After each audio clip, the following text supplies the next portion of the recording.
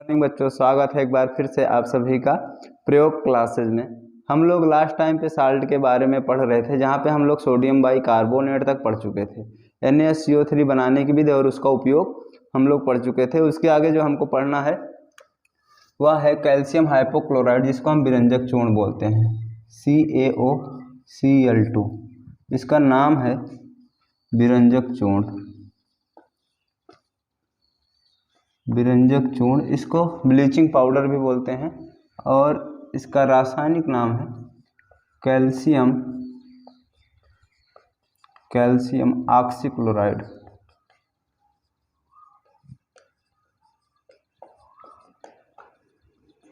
यह है विरंजक चूर्ण। इसकी बनाने की विधि क्या है? बनाने की विधि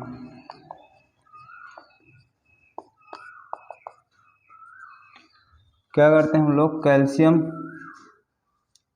हाइड्रोक्साइड में क्लोरीन गैस प्रवाहित कर देते हैं। जब कैल्शियम हाइड्रोक्साइड में क्लोरीन गैस प्रवाहित करते हैं तो बनता है CaOCl2 और हाइड्रोजन गैस H2O पूरा बनता है। क्या करते हैं? कैल्शियम हाइड्रोक्साइड में क्लोरीन गैस प्रवाहित करने पर CaOCl2 और H2O बनता है। इसको हम लोग बोलते हैं विरंजक चूर्ण या ब्लीचिंग पाउडर। विरंजक चूर्ण या ब्लीचिंग पाउडर। इसका उपयोग क्या है? पहले नंबर पर ब्लीच का मतलब होता है रंग उड़ाना, तो इसका पहला उपयोग लिख देते हैं हम लोग ब्लीच करने में। ब्लीच करने में मतलब रंग उड़ाने में।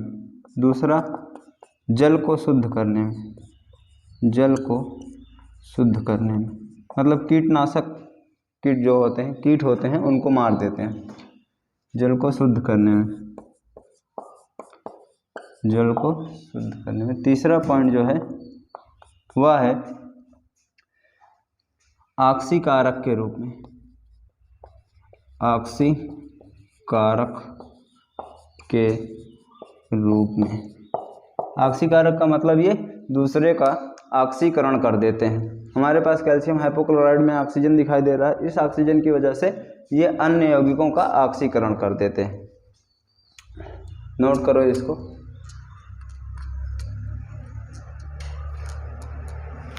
अगला पॉइंट, जो अगला साल्ट हमको पढ़ना है वह है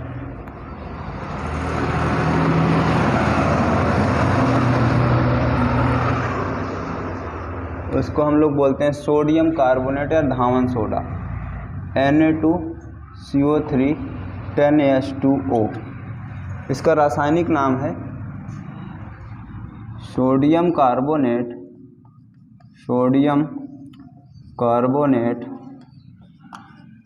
डेकाहाइड्रेट। डेका मतलब 10, डेकाहाइड्रेट। इसका सामान्य नाम है धावन सोडा। धावन सोडा। बनाने की विधि हेडिंग डालना।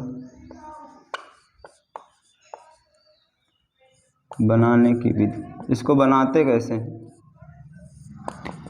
बनाने की विधि में सबसे जो आसान तरीका है वो ये है कि हम लोग पहले सोडियम बाइकार्बोनेट बनाते हैं और उस सोडियम बाइकार्बोनेट को गर्म करके सोडियम कार्बोनेट बना लेते हैं और उस सोडियम कार्बोनेट को जल के साथ मिला के हम लोग सोडियम कार्बोनेट डेकाहाइड्रेट बनाते हैं।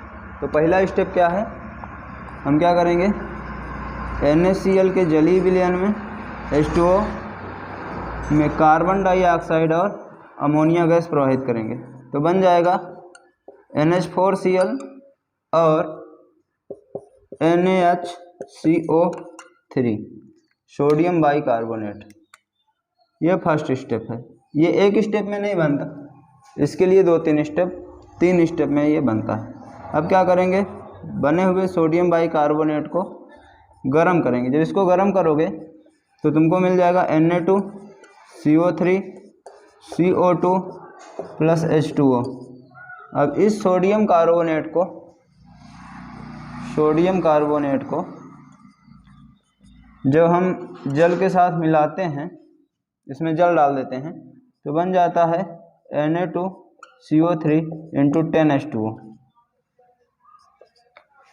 इसको हम बोलते हैं, ये 10 अणु जो जल के इसके साथ जुड़े हैं इसको बोलते हैं क्रिस्टलन के जल।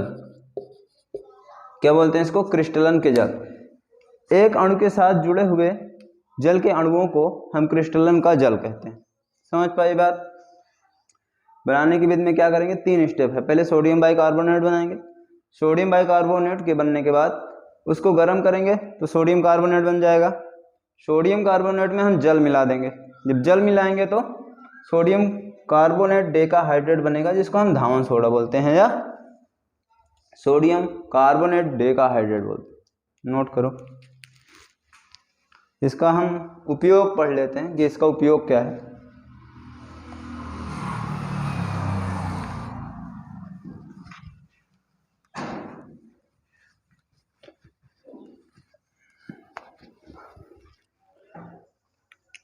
इसका प्रमुख उपयोग धावन सोडा का। धावन सोडा नाम से जैसे हम लोग जान पा रहे हैं तो साबुन और डिटर्जेंट बनाने में, साबुन एवं डिटर्जेंट बनाने में, डिटर्जेंट बनाने में।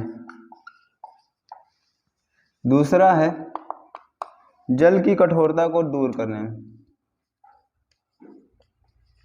जल की कठोरता को दूर करने में।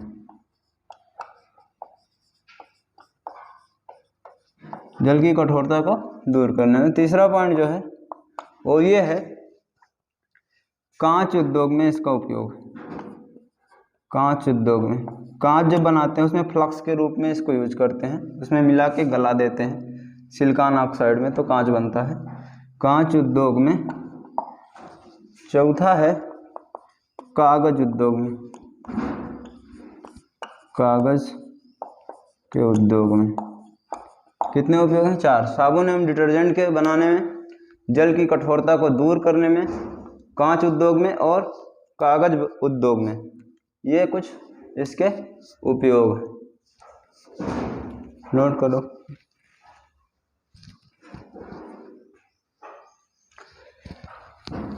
नोट कर ली? चलो आगे चलते हैं हम लोग। अगला जो हमको पढ़ना है वह है लास्ट, जिसको हम बोलते हैं POP, plaster of Paris. Plaster of Paris, POP नाम सुने होंगे, POP कराते हैं लोग ना, उसी को बोलते हैं। इसका फार्मूला होता है CaSO4.12H2O। इसको बोलते हैं हम लोग calcium sulphate, calcium sulphate deca 1/2 को हेमी बोलते हैं। क्या अर्थ या hemi, hemi hydrate, calcium sulphate hemi hydrate इसका रासायनिक सूत्र है। ये क्या है? रासायनिक नाम, और ये व्यावसायिक नाम। बनाने की विधि क्या है? इसको हम बनाते हैं जिप्सम से। जिप्सम का सूत्र होता है CaSO4 2H2O। जब इसको हम 373 केल्विन पे गर्म करते हैं तो ये देता है CaSO4.12H2O plus 3/2 H2O। Calcium sulphate को 373 डिग्री सेल्सियस पे जब गर्म करते हैं तो कैल्शियम सल्फेट बनता है, मतलब कैल्शियम सल्फेट हेमी हाइड्रेट बनता है और जल बनता है। इसको हम लोग POP बोलते हैं, प्लास्टर ऑफ पेरिस बोलते हैं। इसको हम प्लास्टर ऑफ पेरिस क्यों बोलते हैं? ये क्वेश्चन भी पूछता है कि CaSO4.12H2O को प्लास्टर ऑफ पेरिस क्यों बोलते हैं? तो इसका रीजन ये है कि जब CaSO4.12H2O में जल मिलाते हैं तो ये फिर से बना लेता है जिप्सम, लेकिन इस बार ये बहुत कठोर हो जाता है, कठोर हो जाता है प्लास्टर की तरह। जो हम लोग प्लास्टर बांधते हैं उसकी तरह कठोर हो जाता है। और ये जो जिप्सम है जिससे ये बना है, जिप्सम से ही बनाए हम लोग इसको, जिप्सम से बना प्लास्टर ऑफ पेरिस। ये जिप्सम शुरू में पेरिस में ज़्यादा मात्रा में पाया जाता है, अब तो बहुत जगह पाया जाने लगा है, लेकिन शुरू में पेरिस में पाया जाता था, इसलिए इसको हम प्लास्टर ऑफ पेरिस बोलते हैं। क्यों बोलते हैं? क्योंकि जब इसमें हम जल मिला देते हैं तो ये प्लास्टर की तरह कठोर हो जाता है, और प्रारंभ में जिप्सम पेरिस में प्राप्त किया जाता था अधिक मात्रा में, जिससे हम इसको प्लास्टर ऑफ पेरिस बोलते हैं। एक क्वेश्चन कभी कभी पूछता है, ठीक, नोट कर पाए? बनाने के लिए जिप्सम को गर्म कर देते हैं।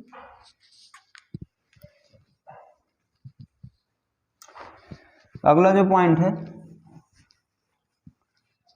वो है इसका उपयोग, प्लास्टर ऑफ पेरिस का उपयोग, हैंडल उपयोग। इसमें पहला पॉइंट है टूटी हड्डियों को जोड़ने में, प्लास्टर के रूप में, टूटी हड्डियों को जोड़ने में, टूटी हड्डियों को जोड़ने में। दूसरा पॉइंट है सतह को चिकना बनाने में, सतह को चिकना बनाने में।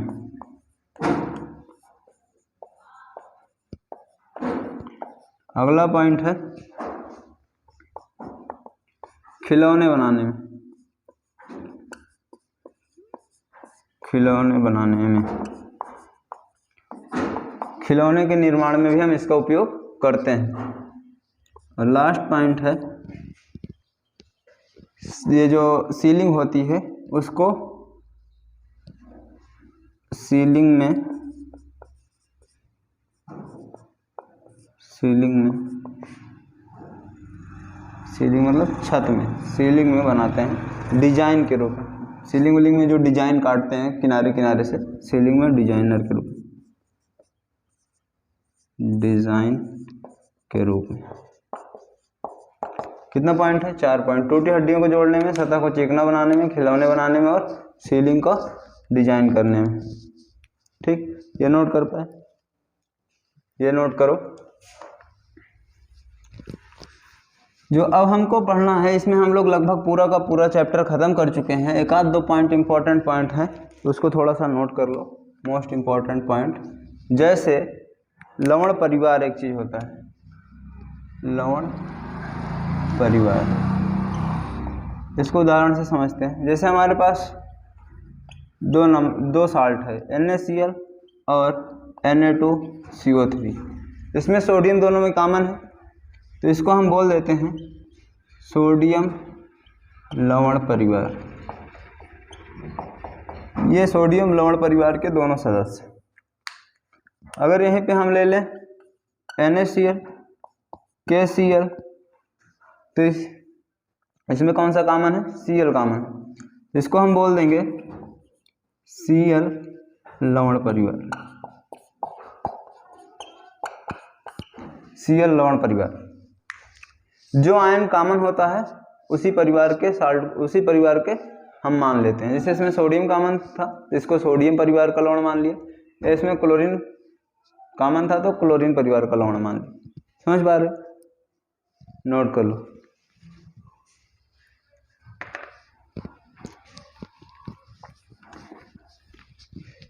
यहाँ पे हम लोग एक पार्ट खत्म करते हैं, अम्ल क्षार साल्ट। ये पार्ट हम लोग पूरा कवर कर चुके हैं। इसमें बचे हुए NCERT के क्वेश्चन को स्वयं से हल करो। जो भी क्वेश्चन नहीं आते आप लोग कमेंट कर सकते हो। अगला चैप्टर जो है धातु अधातु, उसको हम आगे पढ़ेंगे। धातु अधातु, उसके बाद जो कार्बन और उसके यौगिक और तत्वों का आवर्त वर्गीकरण, ये 3 पार्ट बचे हुए हैं जिसको आगे आने वाले वीडियो में हम कवर करेंगे।